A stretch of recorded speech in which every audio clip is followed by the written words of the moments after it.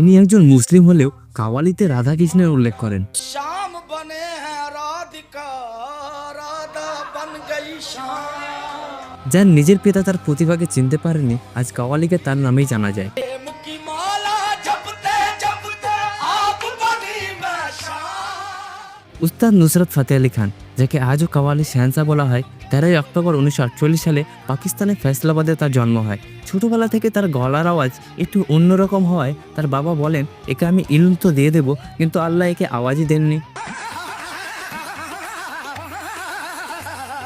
16 বছর বয়সে তার বাবার ইন্তেকালের পর তার চাচা উস্তাদ সালামত আলী খানের কাছ থেকে তিনি কাওয়ালি শেখেন। উস্তাদ নুসরত ফতেহ আলী খান ছিলেন 6th জেনারেশন কাওয়াল। তার পরিবার কাওয়ালির জন্য কমির খুশরের সঙ্গে যুক্ত ছিল। তার পিতাও অনেক বড় কাওয়াল হওয়া সত্ত্বেও তার নিজ ছেলে প্রতিভাকে কিন্তু তিনি চিনতে পারেননি।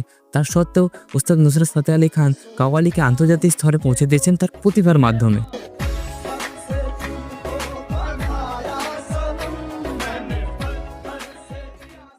তাই শুধু পাকিস্তানও নয়, গোটা ভারত জুড়ে পান তিনি অনেক ভালোবাসা। তার আওয়াজ আজও অনেকের মনকে ছুঁয়ে যায়।